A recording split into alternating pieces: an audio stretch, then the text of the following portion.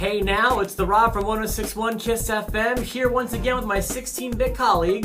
Hey guys, it's Steve, web contributor to 1061evansville.com, and I'd take a mushroom for this guy any day of the week. A poison one? Yes. Oh my goodness, Steve, that means a lot to me. We are, of course, the 16-bit superstars. We're always talking about video games, and today we have a conversation about the 16-bit era. Last week we talked to you about games that were exclusive to the Super Nintendo that we felt were crucial in the war against Sega Genesis. This time we are changing sides. We're looking at Sega Genesis and the games that made it unique, because there were a good bit of exclusive games on the Genesis, Steve. Yes. I think there's one starting place. There's one place where we have to start. The iconic image that is associated with the Sega Genesis is, of course, Sonic the Hedgehog. Yes. Were you a Sonic fan? I was a Sonic fan. He's probably the strongest character out of the Sega family. That's true, and not only that, Sonic was one of Sega Genesis's best work. It was one of its most iconic characters, but also a substantially good game. The game had substance, the game had a story, and at the time, it wasn't that far behind Super Mario. Yeah. I mean, looking at it now, obviously, Mario is head and shoulders above the Blue Hedgehog, but at the time, they were in a pretty heated war where you didn't know who was going to win. Yeah. And as far as platformers go, those first, I'll say 2 or 3 Sonic the Hedgehogs hold up really, really well. Yes. I would say the best entry, in my opinion, Sonic 2. Yeah, I agree. Okay. So do you have any others you want to mention? I've got a list over here full of some names that separated the Genesis. Outside of Sonic, I've got 3 names I can mention. I'll start off with, do you remember what the original pack-in game for Sega Genesis was? Was the original pack-in Altered Beast? Altered Beast, yes. That is on my list, and that is a great example. I'll let you talk about it first, but I have thoughts about Altered Beast. Altered Beast was one of my favorite arcade games, so when it translated over to the Sega Genesis, I loved it. Side-scrolling beat-em-up game, but you could change into a werewolf, and you could change into a dragon, and it just gave you that superhuman element to the game that I love.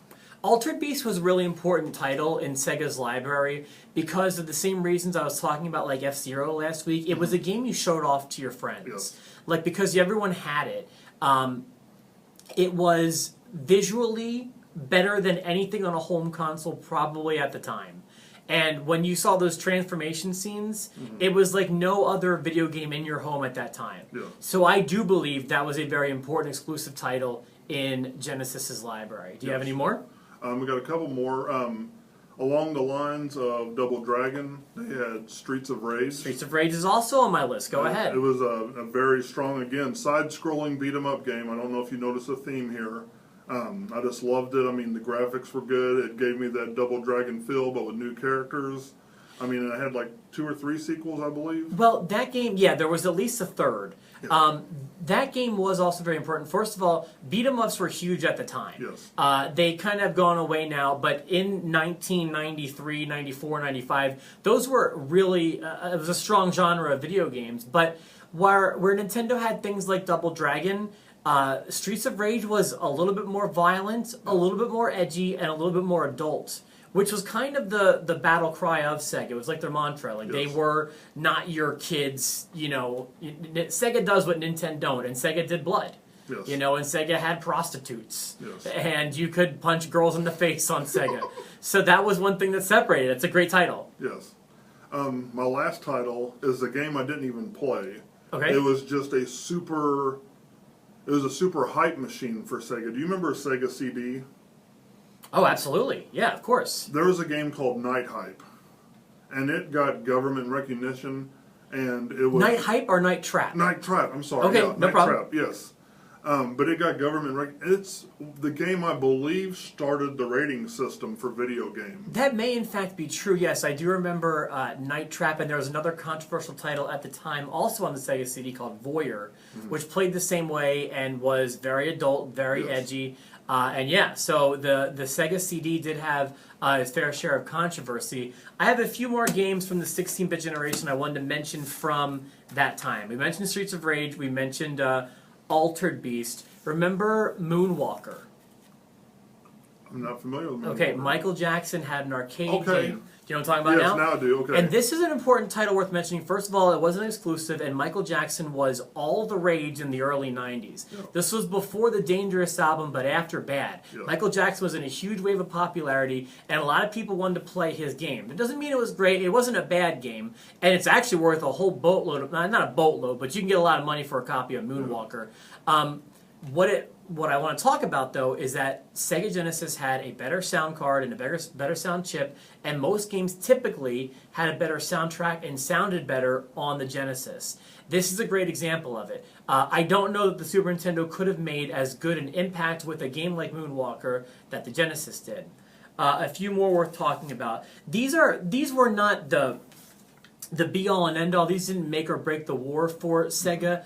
But have you ever played the Mutant League sports games? Yes. Yes. There was a football game and a hockey game that I remember that were incredibly fun. I played the football game. Yeah. You couldn't play them on Super Nintendo, but you could play them all day on your Sega Genesis. And let's see. Let's talk about. You said you haven't heard of this game, but it was very late in the Genesis' lifespan. Maybe that's why you didn't know it. It was a game called Comix Zone. Okay. Now, have you read up on that one at all or looked at it? I haven't. I need to. This was a lot of people's all-time favorite Genesis game, and if you look at best Genesis game list, even if they're just top 10, Comix Zone usually makes an appearance on everybody's list. Okay. It was a side-scrolling beat 'em up that we were talking about earlier, but you jump from frame to frame in a comic book, and it was very colorful, very cinematic, and very Marvel-like, despite not being a Marvel game. Yeah. And I know you would love a game like that. You should try to sure. find a copy of Comix Zone. And then, let's see, remember Eternal Champions?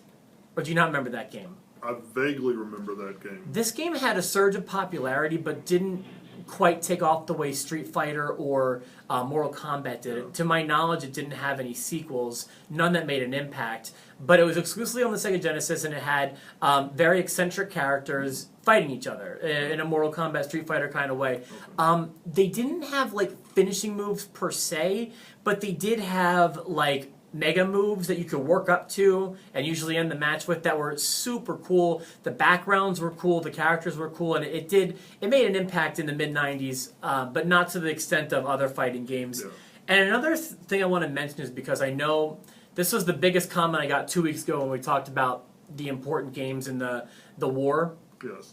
Phantasy Star games. Now I want to talk about these games because I was not a fan of them, and I actually feel like they're a bad example of Genesis exclusives. Those to me are an example of trying to copy what Nintendo was doing right. Yeah. Nintendo had the Final Fantasy games, but the Phantasy Star games to me were a poor man's. Let me say that again. The Phantasy Star games, to me, were a poor man's Final Fantasy. Yeah. Even including the word fantasy in the title. Just trying to confuse the marketplace. That was something that Genesis did, in my opinion, that was not good.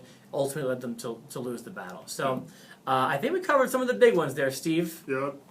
Just from us talking, I think Sega Genesis' main weapon was hype. And then once you got past the hype, that's where They the were, longevity lost. whether it was in their advertising in print, whether they're advertising on TV, they were very good at getting people hyped and Yes. not always delivering on the hype, but not always failing on it either. Yeah. So we'll have another topic for you next Wednesday. We appreciate you tuning in. Make sure you subscribe to get all of our videos before anybody else. So for myself, the Rob, and for Steve, Thanks, guys.